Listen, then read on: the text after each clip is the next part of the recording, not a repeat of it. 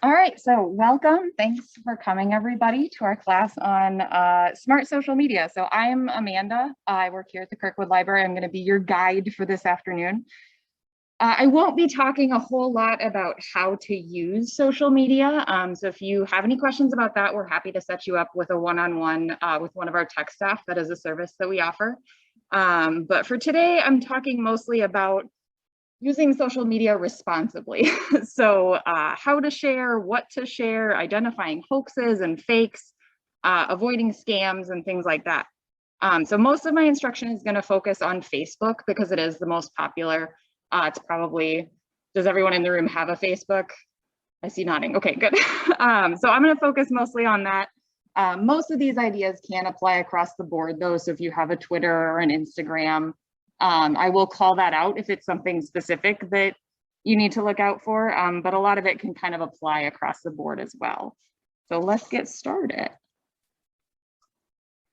So first of all, who am I? I'm going to spend a little bit of time on this, you know, why you should listen to anything that I say. That's me, hiking. I like to hike. I have a master's in library and information science. So what that means is that I am what they call a professional librarian. So I have specialized training in specifically what they call information literacy and digital literacy. So that means teaching people how to pick out reliable sources and figure out what's legitimate. So especially online, figuring out what's trustworthy, that kind of thing.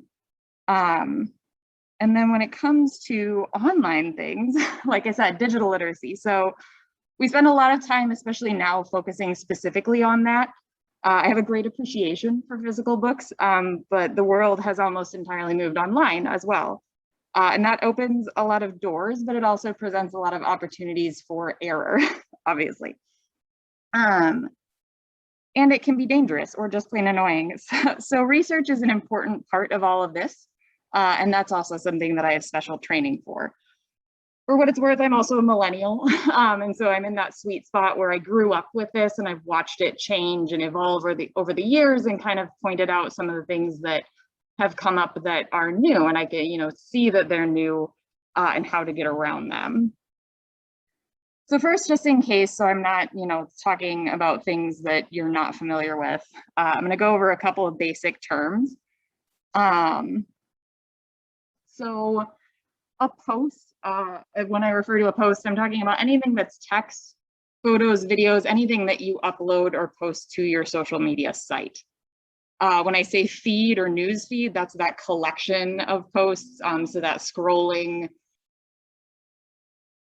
page of everything that your friends are posting. A share is when you hit that button to repost or reshare someone else's content. And then a message, when I talk about a message, excuse me, I'm talking about a private message sent through the direct messaging service. So that's Facebook Messenger or Instagram Direct. All right. So we're going to get started talking about safety in general. And my comment here is that internet security is a lot like real life security. So there's a lot of kind of basic common sense stuff that you're going to see come out here that you can draw from, you know, your normal security procedures. So on social media, the first thing that you need to look out for is your privacy settings. So just about every social media site lets you get into their settings. A lot of times it'll be like in a corner, there's something that says settings, or it'll look like a gear is often the settings. And there's a section of that called privacy, and that helps you restrict what you post from outside eyes. So on Facebook, you can hide just about everything on your profile from people who aren't your friends, and it's probably wise to do so. I mean, it might not be, you know, you can keep your public profile picture, the current one, to be public, so if someone's searching for you, they know they have the right person. But as far as like your posts on your wall, maybe your job, things like that, you can lock all of that down in those settings and make it so that people who are searching for you can't see that. And that helps, so if you do catch the attention of someone who's not your friend, they can't get a whole lot of information about you without trying hard. On Instagram and Twitter, the default is to show your content to everyone, but you can also lock those accounts so that people have to request to follow you before they can see what you're posting. Yeah.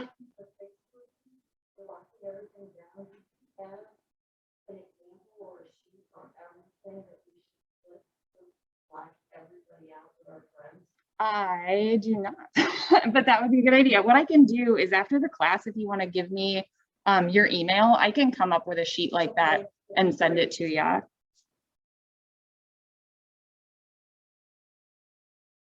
Right. And then on all platforms, if there's somebody specific who is harassing you or someone that you just really don't want to be found by, all of them have a blocking feature, and that will make it so that you are completely unfindable by that person's account. So, you know, say you've got somebody like a hacker that's gotten turned on to you somehow, you exposed yourself, and now they're like sending you spam messages. You can go to their account and click block. And I can also put that on a security sheet that shows how to do that as well, so that you will essentially become invisible and they can't find you anymore, which is nice. And so even if you do lock down your account, it might sound a little scary, but even with everything in place, there are some ways to access what you post if someone is really determined enough.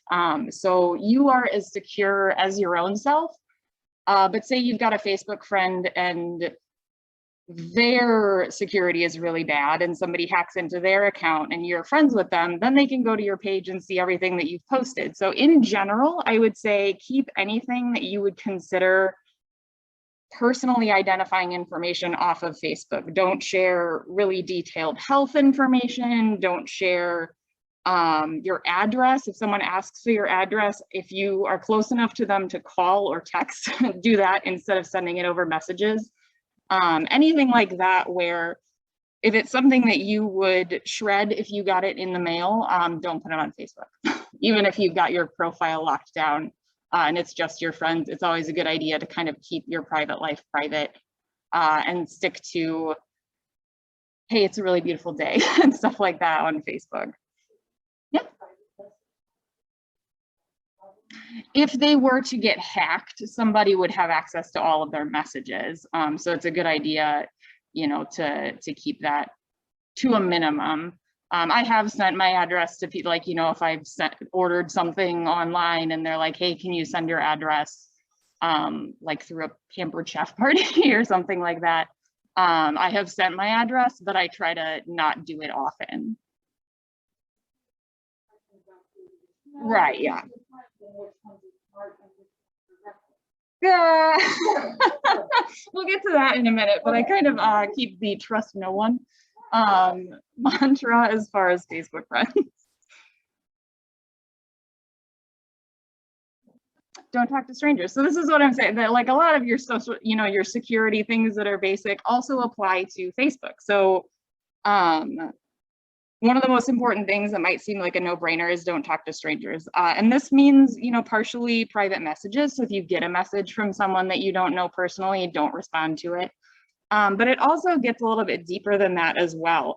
So I found this image that kind of pokes fun at this, that like, when we think about getting hacked, a lot of times we think that it's some, you know, like super nerd who's trying to get into your account. And a lot of times these days, it's kind of moved away from true, you know, really smart cybercrime, and it's turned into a lot of information harvesting, and that's a lot easier to fall prey to.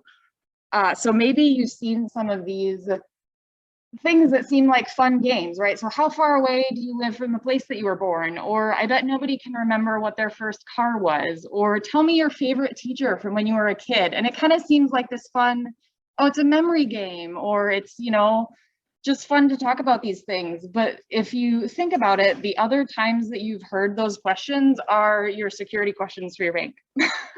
So a lot of them will ask, what was your favorite teacher as a kid? Or where did you meet your spouse? And I've seen some that are like, you know, if you had to marry your spouse in the place where you met, where would you get married? And so they kind of, and it's not always malicious, but it can be, is really kind of the rule here. So it's, you know, it seems like fun to participate, but it can open you up to some security stuff. So in general, you know, don't talk to strangers in direct messaging, but also I would steer away from commenting on any public posts. So even stuff that people have shared, it can sometimes be hard to tell if you're commenting on their shared thing or on the original post. And if it goes on the original post, then you're basically talking to somebody that you don't know.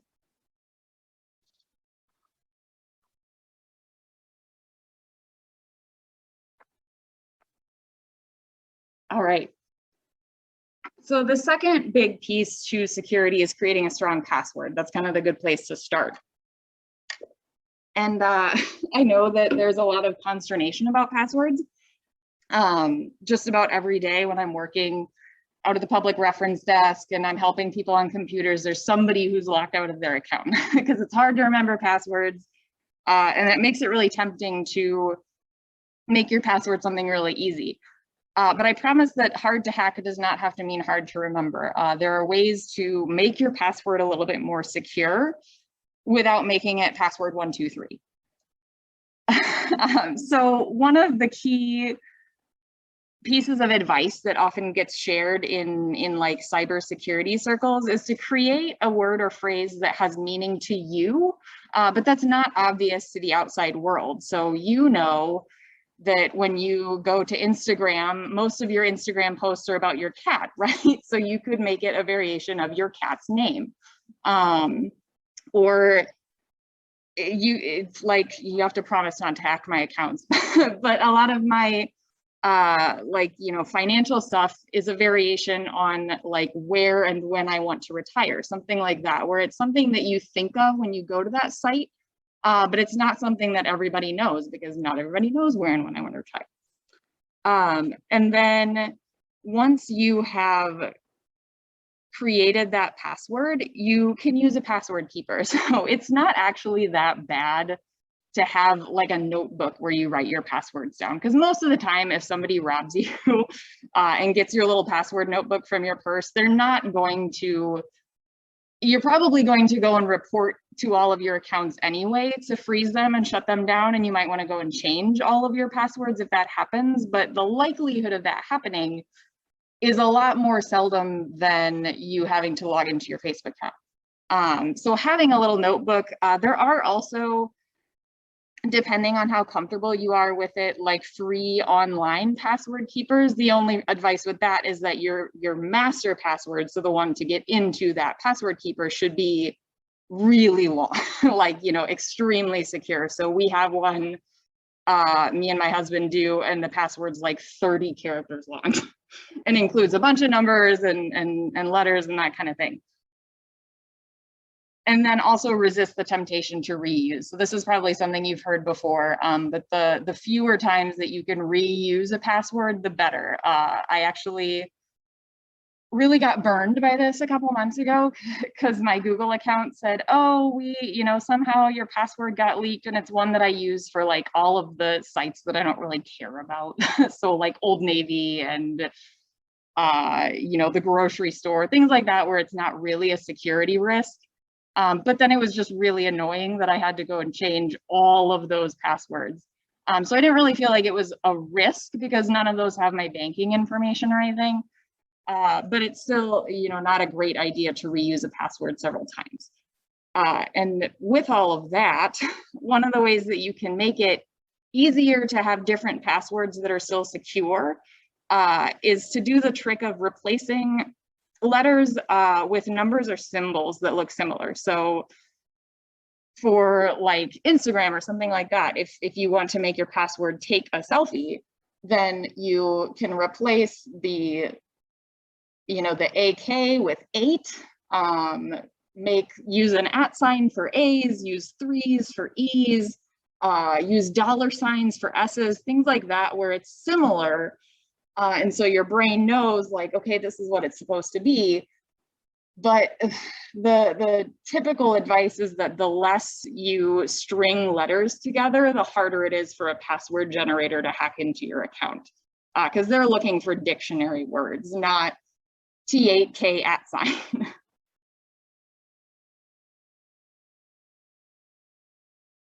Another thing, if you don't want to use words, is that you can take a long phrase. So, you know, if I was creating a password for a literary site, at one point I created a variation on the road goes ever on and on from The Hobbit, you know, like a long phrase, and you can use the first letters of that phrase to make it so that it's not actually a word, you know, it's just first letters and it doesn't make sense to a password generator.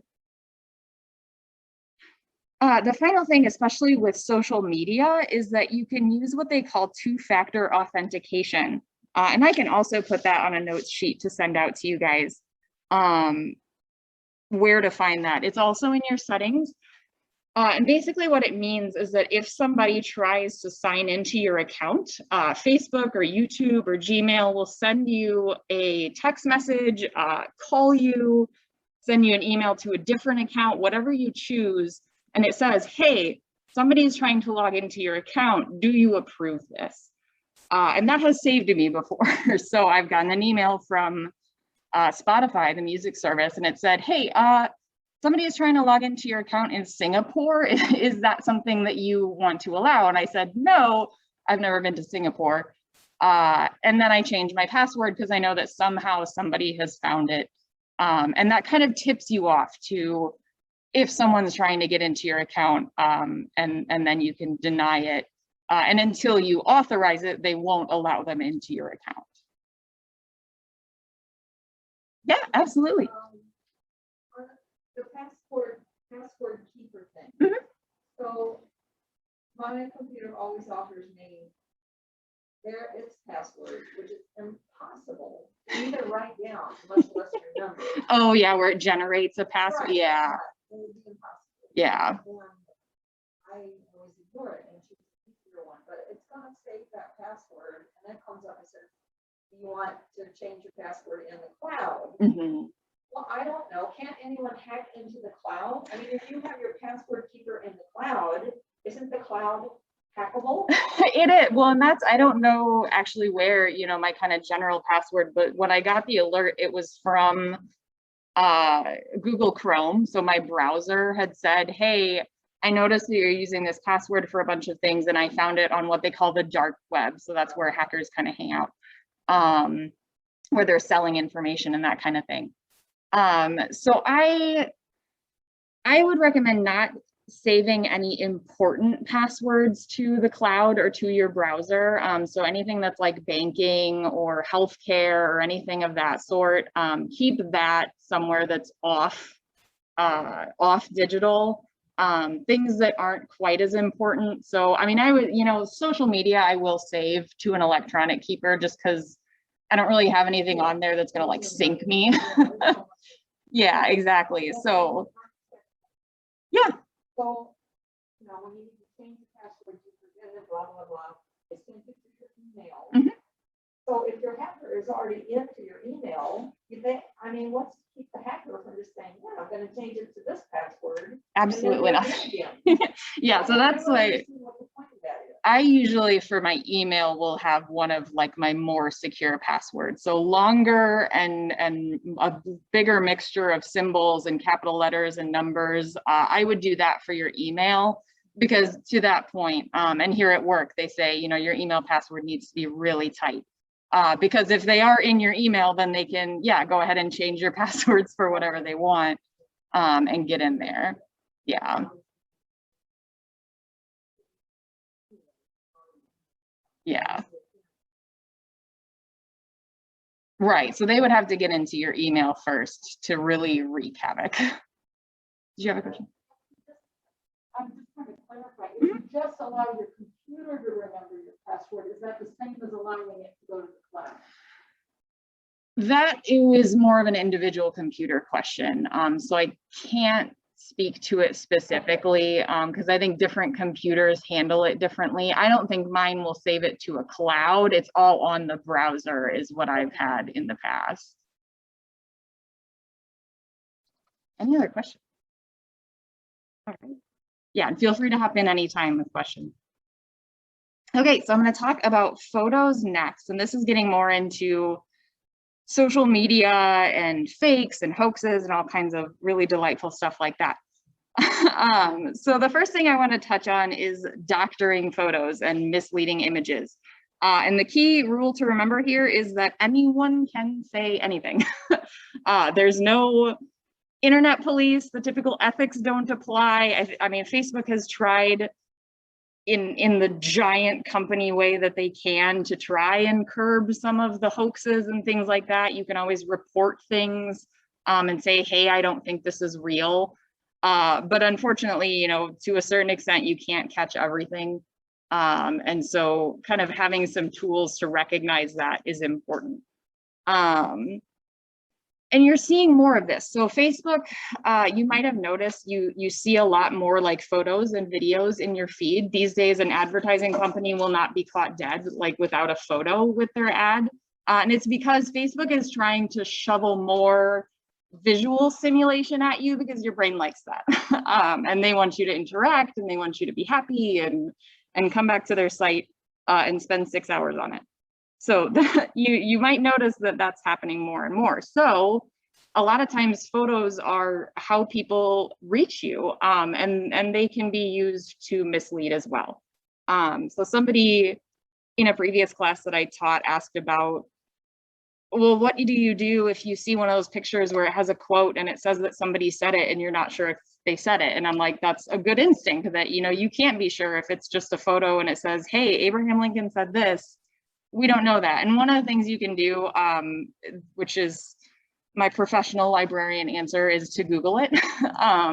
So you can say, you know, take a few keywords from that quote and tack Abraham Lincoln onto it and see what comes up. And if you find several reputable sites, you know, hopefully like an archive or a history museum that says, yeah, this is an actual quote, that's how you can verify that. But to start off, it's really easy to say things that aren't true. And photo editing software is often free and is easily accessible. And there are way too many people in the world that have way too much time on their hands. So it's easy to doctor a picture and make it look however you want. Creating a fake is easy. So one of the illustrations that I'm actually going to do right now is create a tweet that has not been tweeted. Because you've probably seen on Facebook, people will share like a screenshot that looks like it's from Twitter, and it might not be because you can create one. So I'm gonna pretend like I am Robert Downey Jr. I got to this site by typing in Twitter generator, so it was not hard to find.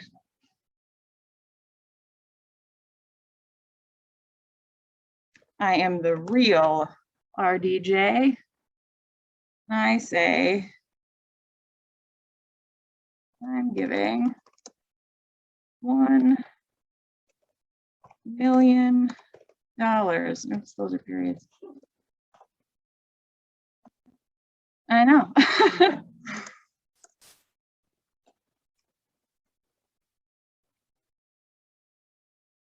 You can tell it that you want a verified badge to verify that I am the real Robert Downey Jr. You can tell it that this was,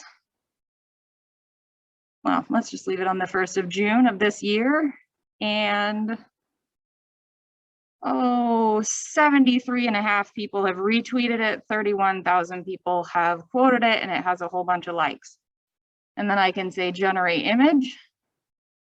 And it looks like Robert Downey Jr. tweeted something. I can screenshot this and I can post it to Twitter or Facebook or wherever I want to. You can also add a photo in there. I didn't have time for that. But so yeah, you can make it look like somebody. And this has happened quite a bit. And it happens a lot with politicians. So you can go on there and say, I am at real Donald Trump. And, you know, here's the thing that I have to say about this. You can grab the profile picture that he's using right now. And make it look exactly like his account and have it say anything. So it is very quick and very easy. And of course, yeah, eventually somebody is probably going to catch it and they're going to report it to Facebook, and Facebook's going to tell you to take it down, or they're going to take it down for you. But once it's gotten shared, then it can get screenshotted, and then it can keep mutating itself throughout the world. So if you see something that seems shocking, that makes you angry, that makes you really happy, anything can be fake, and you need to watch out for that. So what I would say in general is that if you're not absolutely sure, do not share it, because then it just kind of keeps floating throughout the internet, and it never ever dies. So how can you spot edits or fakes? The first thing that I want to say is that, like I said, there's a lot of people that have a lot of time on their hands and they're really good at what they do. So if you get tricked by something, don't feel bad. I'm going to give an example on the next slide. And when my friend posted it, you know, I looked through it and I said, oh, I don't think this is real. And I made, you know, a gentle comment that said, this, you know, I found the original image and this has actually been doctored. And this is somebody who's really tech savvy, you know, like they're my age, they know what they're doing. They used to work at the library. So it's really easy to be taken in, and don't feel bad. But one of the first things you can look for is shadows and lighting. So it's time consuming, and it can be kind of hard to stitch together two pictures that were taken in different lighting. There's actually a mug that my parents have that's like a group picture, and the first time I looked at it, I was like, that guy has shadows on this side of his face and the rest of the people have shadows on that side of their face. Was he not there? And they were like, oh yeah, somebody put him in there.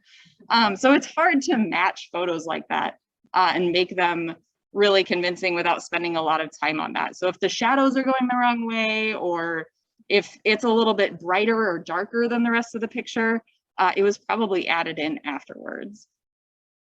Sizing and forced perspective is another thing. So if you take a picture from a certain angle, it can make things look bigger or smaller. Or, you know, if you're looking at a picture and you're like, there is no way that there is a dog that's that big. Sometimes there are dogs that are that big.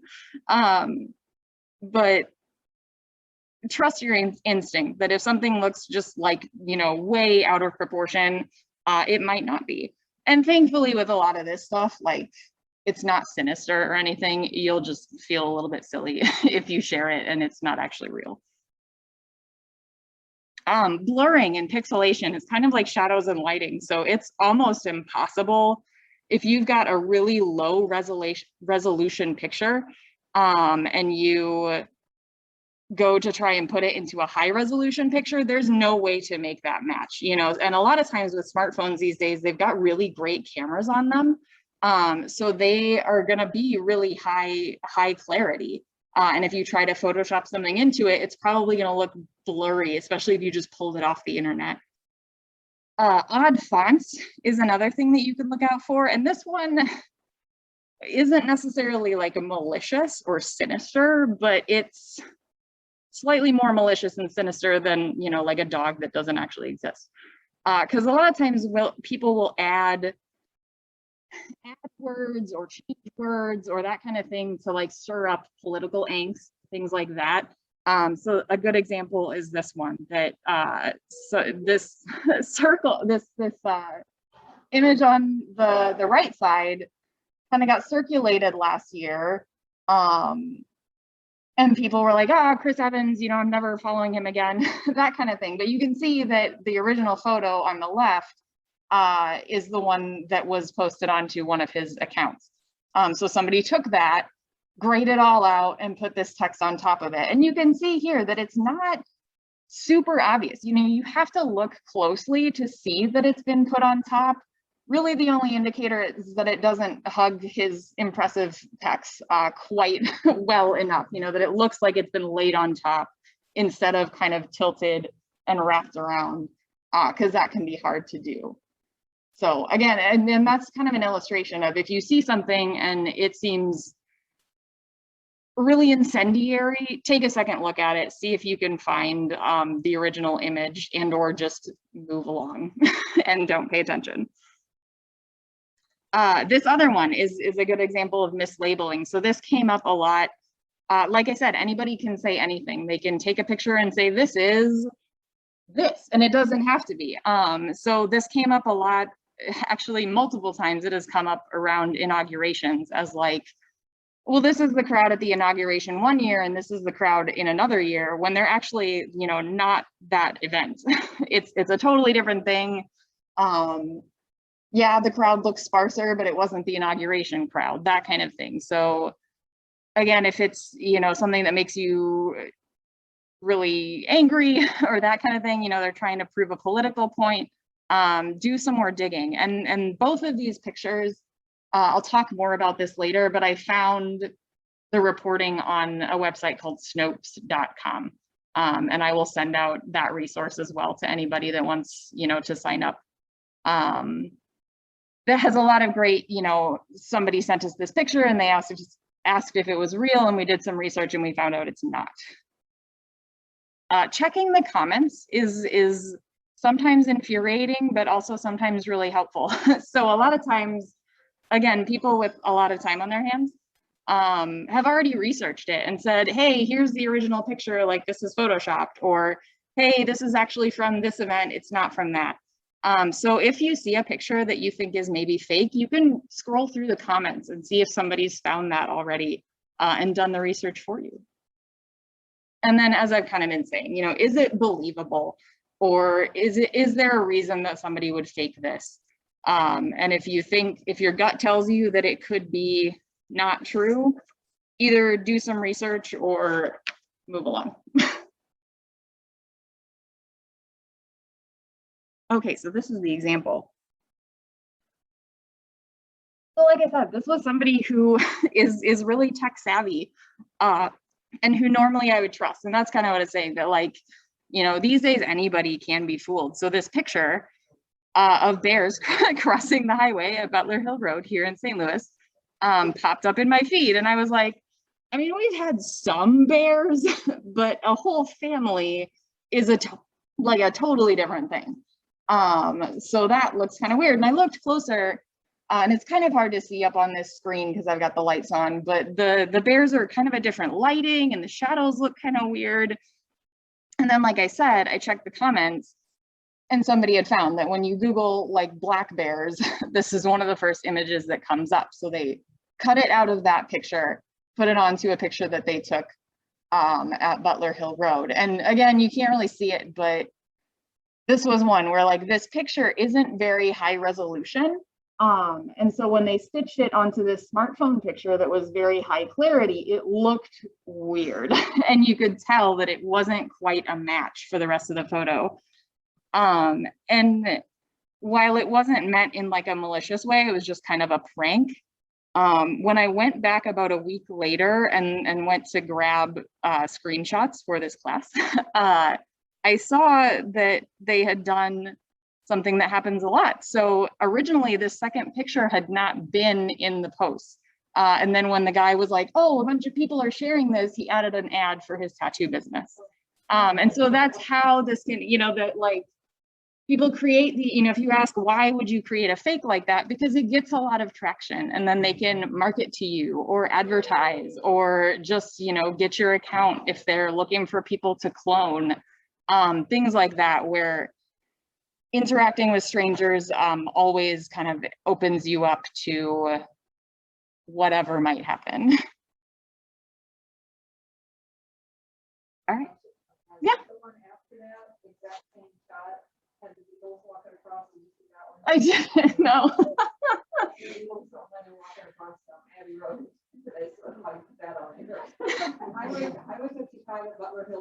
It's very busy. All right, so into the more malicious stuff. You know, photos can just kind of be goofy. Spam and phishing is really not great. So what is phishing actually? The definition is that it's the practice of tricking internet users into revealing personal or confidential information which can be used illicitly. So I don't know if you've ever heard of catfishing. It's an online dating term where you like create a fake profile and you're like a 40-year-old man and you're pretending to be a 20-year-old woman, and like you know, commit fraud by using this fake account to like reel people in. And that's where that comes from, that it's phishing for people to get tricked and to steal their information. So we spell it with a PH when it's on the internet. And it originated in email. So Hopefully, you know, you've kind of gotten exposed to this, or actually, hopefully you haven't been exposed to this, but we've talked a little bit more in the last decade or so about email phishing. When you get an email from somebody and it's got a link in it, and you should not ever click on that link if you don't expect to get the email. You know, if you have never been to Eddie Bauer in your life and suddenly you get an email from Eddie Bauer telling you that you can get 50% off, do not click the link. So what does it look like? Suspicious private messages or emails. So if you, again, never talk to strangers, if you get an email from somebody that you're not friends with, or even if it's from somebody that you think you're friends with, but it seems really suspicious, don't respond and don't click on any links. So what do I mean by suspicious? If it's completely out of the blue, like you haven't talked to this person in 10 years and suddenly they're messaging you.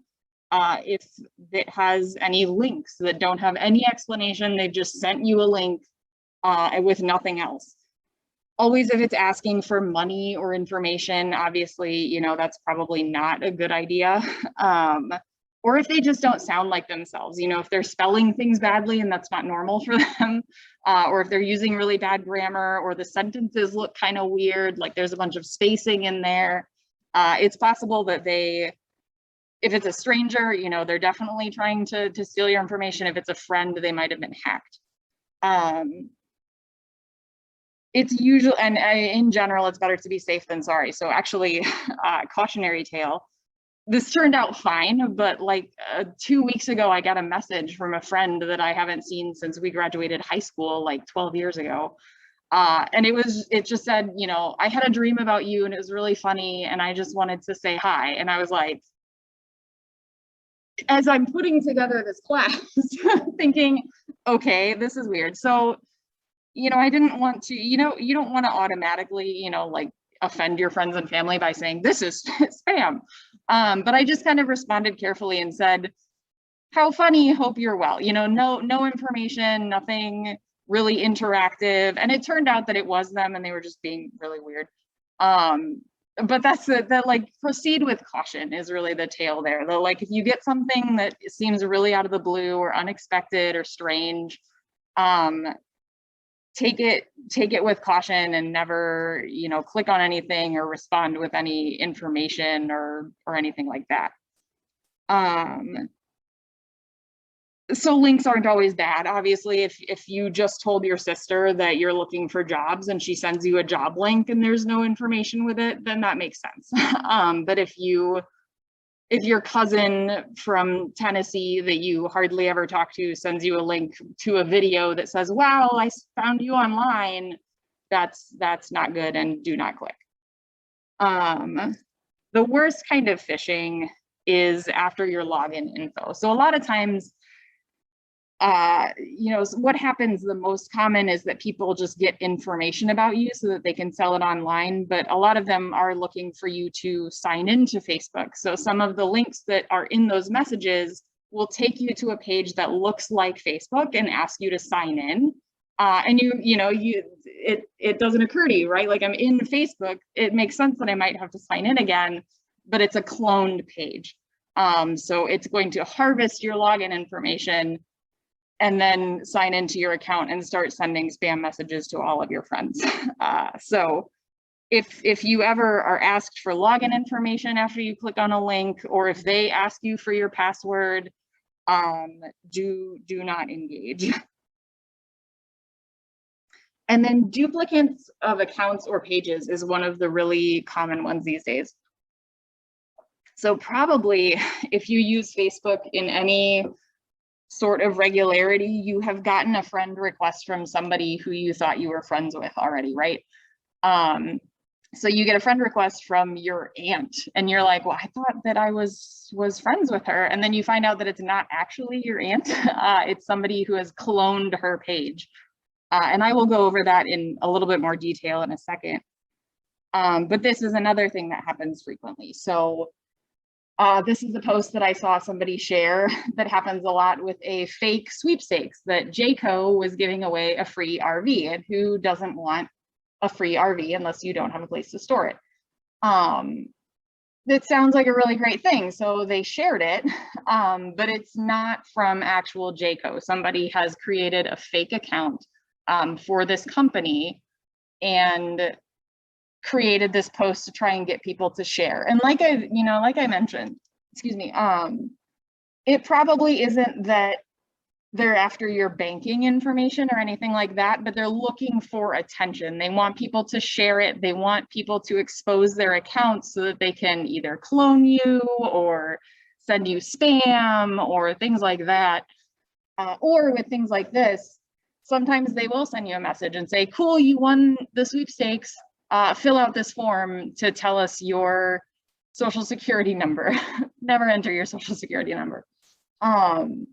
And the easiest way to spot this kind of thing, whether it's a clone of a friend or a clone of a business, is to search for that person.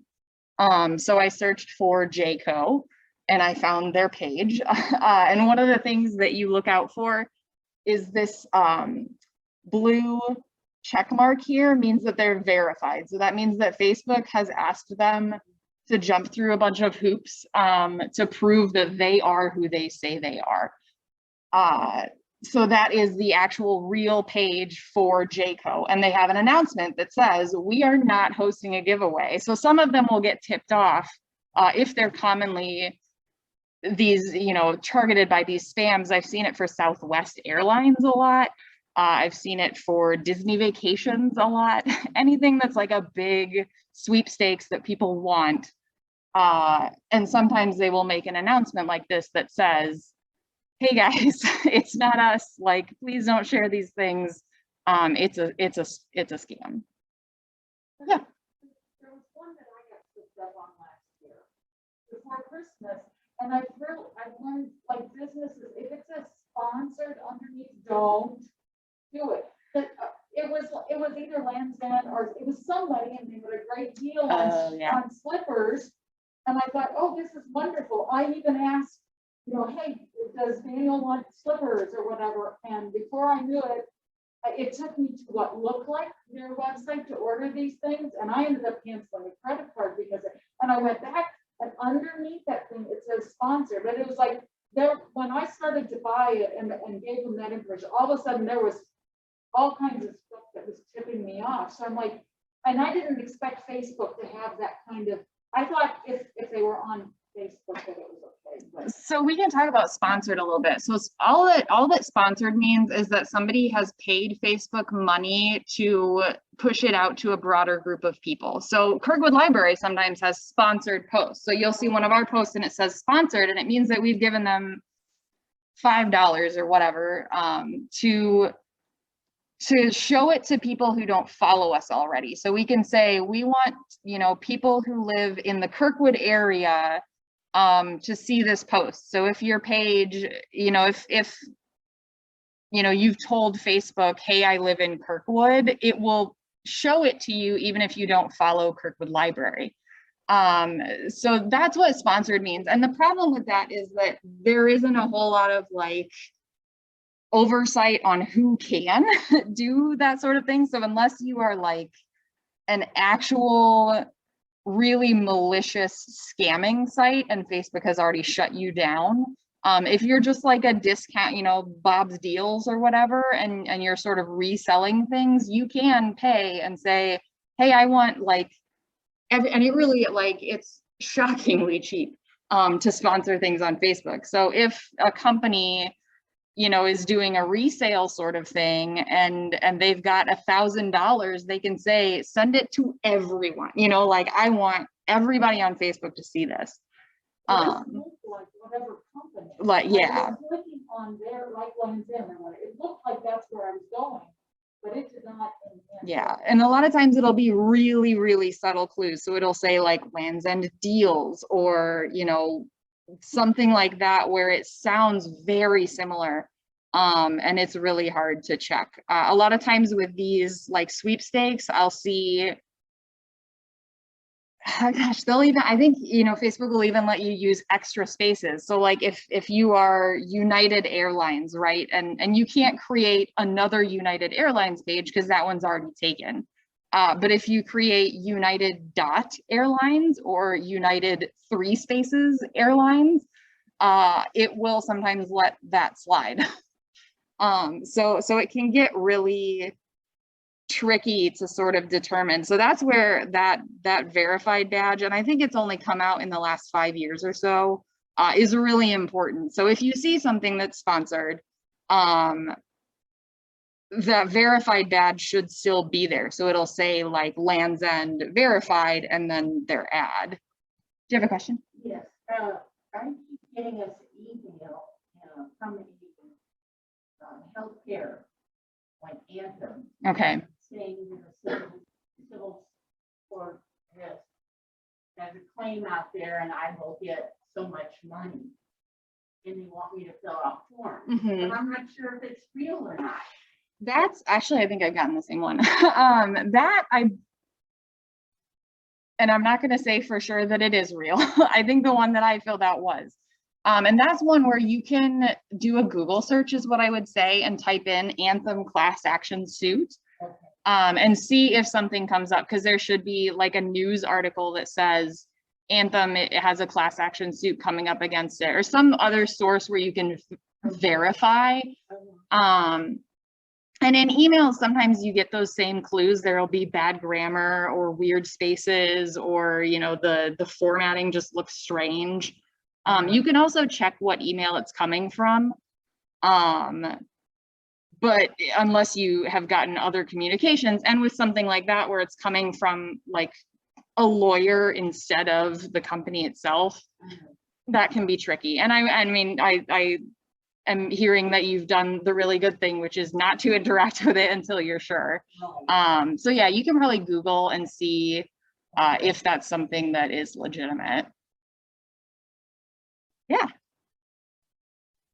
All right, so like I said, cloning happens with friends a lot, and thankfully one of mine did it so that I could get screenshots for this. So what to do when this happens. So if you get a friend request from somebody that you think you're already friends with, first follow your instincts.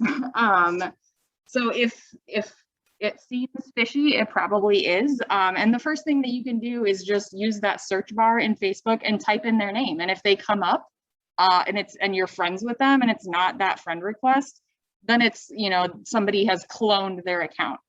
And there's kind of this misnomer that happens where we call it getting hacked, which is not really what's happening. So nobody has their password, you know, they haven't actually gotten into their account. All that somebody has done is written down their name, copied their profile picture, and created a whole new Facebook account to try it, and then like gone into their friends list and clicked add, so that they can try to trick their friends into re-adding, and then you're probably going to get like a message that has bad links in it or something like that. Yeah, yeah. Well, that's the case. If that's how they do it, then should you keep your friends list private? Yes, actually. Yeah. Like if they were going to do that, they couldn't access. Exactly. Yeah, unless like you had accepted a request from them or something like that. Yes. I'm continuing to write notes. Private friends list. So if this happens, you know, and you go and search and you find out that it's the wrong person, the other thing that you can do also is when you know, it will let you go to the page before you click yes or no. You can just click on their name and it'll take you to the page that's requesting. So you can see that I went to Ruth's page without clicking yes or no, so it's still asking me to respond. And you'll see that they have no friends. They don't have any posts, and that probably means that it's a brand new account, so it's a clone. So the next thing that you will do, actually, is it so under these three buttons, and this is on a mobile phone. I did not get to do it on a computer, but you should have some sort of like other options, or it might actually look the same with three buttons usually, or three dots usually means the menu. If you tap on that, you will find find support or report profile. So the reporting of the profile is what you want to do here. because you know that this is a fake account and you want to make it go away. So once you tap on that, it'll ask you what the problem is, and because it happens a lot, at the very top of the page is that they're pretending to be someone. So you tap on that they are not the person they say they are, and it will ask who they're pretending to be. So you can, if you find somebody that's cloning you, you can say that it's me, or if it's a celebrity that is fake. Most commonly, it'll be a friend. So I have that highlighted here. And then what it will ask, and this is another way to just sort of double verify, is that it asks you which friend, and it gives you a search box. So you can search and say, okay, it's Ruth, and then tap on the person that it is. Once you do, and I didn't get shots of this next step. So once you tap on, okay, this is the account, it's got the same profile picture, same name. It's just, this is the original account. It will say, okay, we've submitted the report. And then it'll, I think it automatically denies the friend request because obviously you don't want to be friends with clones. And then it'll ask, do you want to block this person, which you can. But basically, yeah, it sends a report to Facebook, and then usually pretty quickly, they will get rid of it. You don't, it's never a bad idea to change your password frequently, but if this happens, you don't necessarily have to change your password because, like I said, they haven't actually hacked into your account. They just have gotten your information and created a fake account in your name. But like I said, it's never a bad idea to change your password when you feel like you've been exposed to bad actors. Be careful what you click for. So in the realm of phishing and spam, external sites can sometimes be dangerous. So staying on Facebook is a great idea, unless you're clicking on a trusted news source or an article from somewhere that is a trustworthy site. Some sites are hosts to malware, which is a problem. So people will post sketchy links, especially if they're hacked, especially if it's in a private message.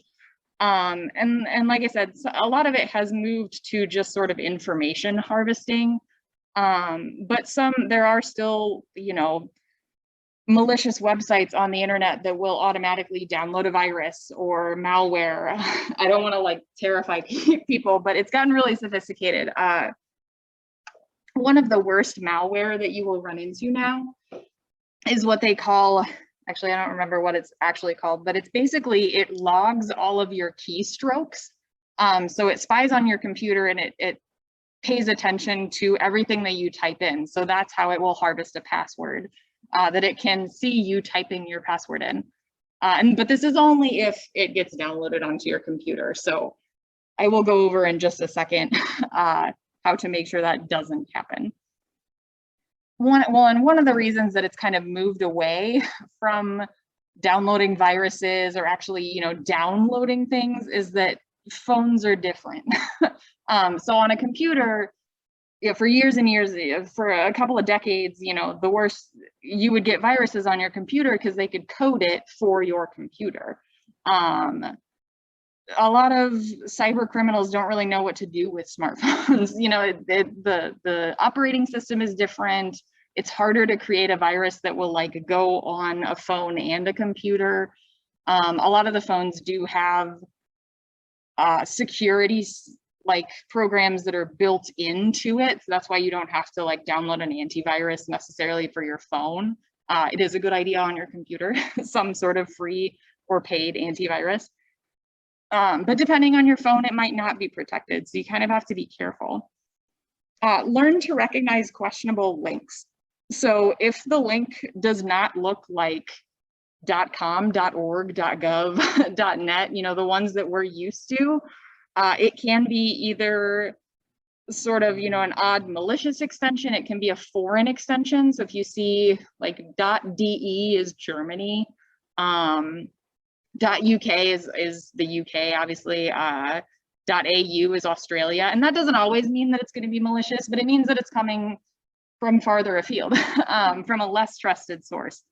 And if, you know, if you see a link that's like XY3497A5, you know, like if it makes no sense and you can't see like, okay, this is allbe.com, don't click on that link because it's probably going to a malicious site. The only exception to that is that a lot of people now will use what they call a link shortener. So if you see bit.ly, that's bit.ly. So you type a really long web address into it and it shortens it for you. So that one looks a little bit weird, but it is legit. Maybe. Yes, yeah, I know, it's terrifying. Because anybody can use a link shortener, but you know, don't necessarily automatically throw out a bit.ly link if you see it. But you know, if it's something like that, make sure that it's coming from a source that you trust. So if the Kirkwood Public Library posts a link that looks, you know, it's the bit.ly thing, probably, unless something really bad has happened, you can trust us. But if one of your friends posts a weird looking news article and it has a weird link, keep on scrolling. One of the other things that drives me a little bit nuts is to avoid external games and quizzes. So you may have seen one of these things. It says, now it'll say like tap to play name tests. And this is an issue on two fronts. First of all, you have no idea what this quiz or test or whatever, who's running it. And sometimes it can be malicious. A lot of times, you know, when you go to it, it'll ask you for a bunch of permissions up to and including posting on your page, because that's what it needs to post this result on your page. And they don't necessarily have to stop with just that. And also, they're silly.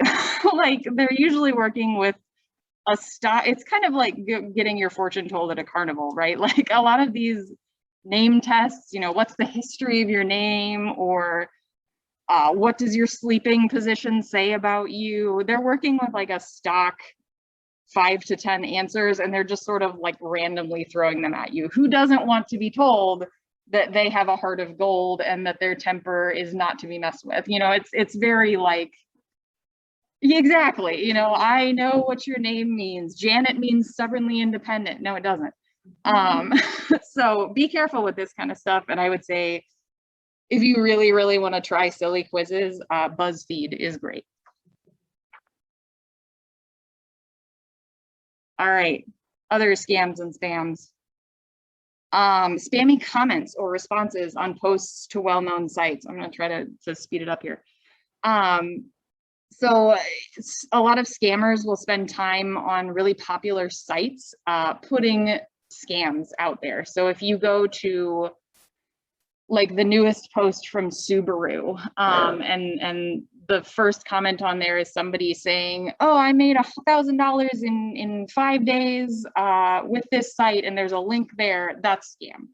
And they put it on those sites because it's sort of like the spray wide and hope it sticks kind of thing, right? Like they're using these really popular brands and sports teams and things like that to try and catch a few people with this scam at the link. So as has always been the case, get rich quick is a bad idea. And with that, clickbait of any kind. So clickbait, put simply, is a teaser that catches your attention and asks you to click for more. So this mom put mayonnaise in her coffee, you'll never believe what happened next. Or,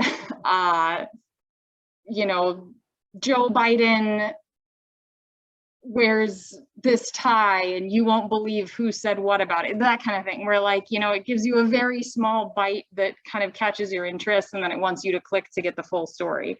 That's sometimes news sources do that. So if you see, you know, CNN has posted a headline that is sort of like clickbait, obviously that's okay.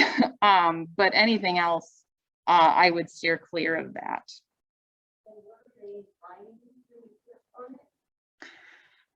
It depends. Sometimes it, you know, again, it's sort of in that category of annoying but not malicious. So if you click on one of those like here's why you should put mayonnaise in your coffee kind of things. They're just generating ad revenue. So a lot of pages these days, if they get traffic, they get ad money. So they want you to go to the site, and it might be like, you know, a 1-sentence article, but they've gotten a little bit of money because you've clicked on their site and you've given them ad revenue. So it's not, and there's always the potential for it to be malicious, but most of the time it's just annoying and spammy. We talked a little bit about coupon or sweepstakes that are fake. Coupons I haven't seen one a little bit, but there was a while there where it was very rampant that you'd see like, you know, $100 off of your Aldi purchase or 50% off at Bed Bath & Beyond, you know, things that are too good to be true. I think I have that on there. Yeah, if it sounds too good to be true, it probably isn't. So, you know, if it's 50% off, that's more, you know, I've worked in retail, we don't do that. If it's $100 off of your $150, you know, anything like that, where it's a huge coupon, it probably is not real. At worst, you know, it might be a malicious site. At best, you're just going to feel really silly when you show up at Aldi and can't use your coupon. And if that happens, don't yell at the people. But yeah, so anything that, you know, if they're giving away an all-inclusive Disney vacation and all you have to do is share this post, you know, anything that's high value like that, you're going to have to fill out a sweepstakes form and agree to the legal terms and all kinds of stuff where it's going to be a lot more complicated than just sharing. So keep that in mind. I hate to say this, but bogus charities or crowdfunding, obviously giving to charity is a really great thing, but also online it can get spammy and scammy.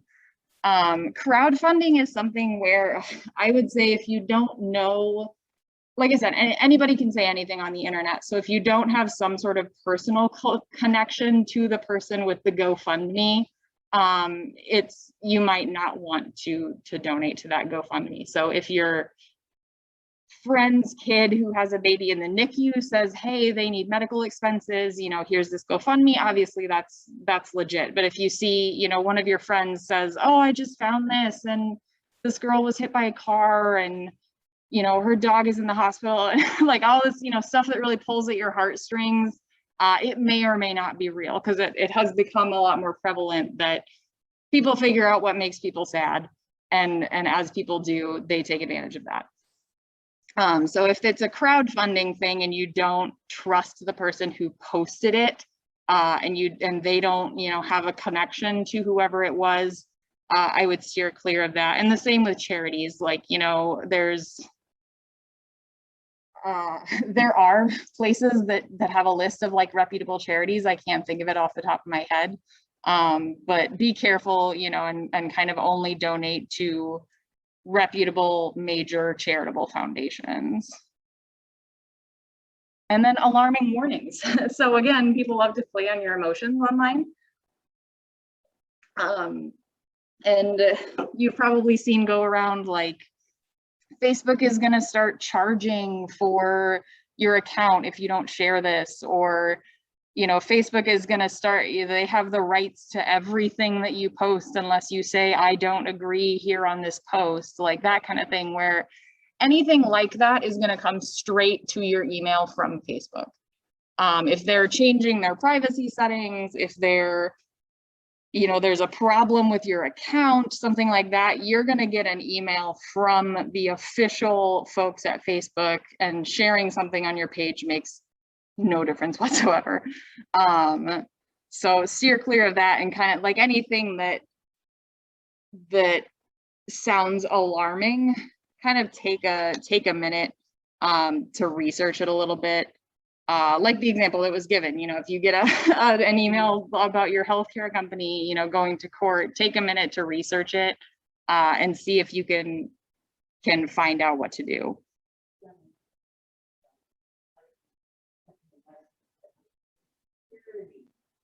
You know, with you know, do all this until when I notified Social Security, they said that if anything changes, you'll get a letter in the mail. Yeah, well, and that's another thing. You Yeah. know, it's a letter in the mail. It's a letter in the, and that's one of the things that I saw when I was doing some research is like, you know, if there's a security breach at a company, they'll send you a letter. If your information is compromised, they'll send you, I got one the other day from, I don't remember who, but you know, there was a security breach and here's what you can do. And like, here's identity protection and that kind of thing. And you cannot, like you said, you know, contact the originator of that. If you get an email from your doctor and it says, hey, we've got tests that we want you to see, you can call your doctor and say, hey, I don't remember getting any tests. Like, what was this real? So I do want to touch a little bit more on that too, that a lot of, you know, the cybercrime has moved away from installing viruses and malware. You know, it's gone more towards just information collecting. So in that vein, you know, most of my advice so far has been to prevent you from getting into trouble, because once, you know, your information has been compromised, identity protection is just about the only thing you can do. But if you do, you know, if you're on a desktop and you accidentally click on a page that is malicious and you start to suspect that maybe it's trying to install a virus, here's what you can do. So you can tell most of the time if your computer is being attacked by a virus, it freaks out. So if the website looks completely different than what you expected, you thought you were clicking on Land's End and it goes to like Vitamins R Us or something like that, that's not a good sign. If you get a pop-up that's talking about virus protection, that's also a really bad sign. Or if your computer freezes and it starts doing all kinds of weird things, or you start getting pop-ups everywhere, those are signs that there's some bad stuff going on. If you do start getting pop-ups about virus protection, do not click on anything. Don't call any numbers that pop up, anything like that. The first thing that you should do if you suspect that a virus is being downloaded or that your computer is under attack is turn it off. So hold that power button for as long as it takes for the computer to shut down, and that should stop any processes that are happening. So, you know, the virus can't keep downloading if your computer is off. And then you can turn your computer back on again. If you have antivirus software, which you should, run a scan as soon as you can, or go and grab some free antivirus software and run a scan as soon as you can. And it should tell you whether your computer, you know, is clean or not, and be able to clean up anything that's been downloaded. Yeah. They are less susceptible. So kind of as I was talking about earlier, most of the time when they've been developing viruses and malware, they want it to apply as widely as possible, so they don't have to work as hard. So they design it a lot of times for a PC system because it's more common and they can attack more people.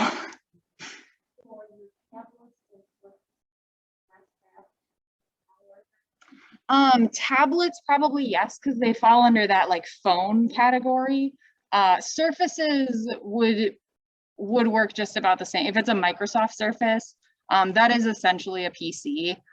So it runs the same operating system and it is just about as acceptable or as susceptible.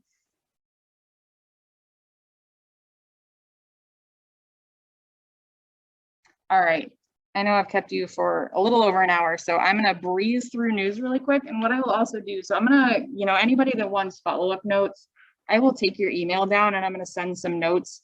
And I will also send you the link. I did a presentation really in depth a couple of months ago about online news and how to tell what is trustworthy and what's not. So I will send that to you. And it has all of this, so I'm going to skip over that. The key point with bias in reporting is that everybody has bias. You know, you hear the media is biased. Yes, absolutely. You know, everyone's got bias. I do, you do. So it's hard to keep that out of reporting. And so you want to look for emotional language, accusatory statements, interpretation of facts. If you see some of that stuff, there's nothing you can do about it and it's going to happen. It's really just more of an awareness thing. And one of the things that comes up in social media a lot is pictures. So I do want to go over the whole picture bias. So this is from a site, and I'll talk in a second about all sides, but they do reporting like left, right, and center. So they show you all sides, as the name says, of an issue. So when this story turned up in a left-rated news article, you know, this picture is aggressive, or you know, he's got an expression on his face. On the right, you know, the expression is different. It's more of a triumphant expression. He's looking at the opposition, but in the center, it's just a completely neutral face. And so that really plays into your social media experience with news, because when somebody shares a news source, it has a picture with it, and that sets the tone right away for how you perceive that story. So that's something that you want to look out for. As I kind of said, combating bias is mostly about, you know, look at your sources carefully, try to choose stuff that's more central. And if you are reading a story and you find yourself like cheering, try to look at a different side of that story. And that's the best way to get all sides of the issue. So one of the things that I do want to talk about, this is one of my favorite social media accounts that I follow because it makes it easy to keep up with news and keep my bias to a minimum. So allsides.com has a Facebook page that you can follow where they post left, right, and center news stories. And they identify it, you know, from the beginning. They say this is left. And then they've got this chart, which I refer to a lot, that kind of rates. And the reason I like this chart a lot is that they follow all of the librarian rules as far as making their determinations. So they make these determinations through a blind survey. What they will do is people who use the service, they'll give them like a line of a news story and they say, do you think this is left, right, or center? And then you rate all of those, and they don't tell you what source it is. So it kind of takes away that inherent bias. They don't tell you, oh, this is from Fox News, where do you think they land? It's just asking you to look out for biased language and stance and that kind of thing. So it's about as pure of a testing system as you can get. And then they release these ratings that say, okay, we've determined that, you know, real clear politics is more central.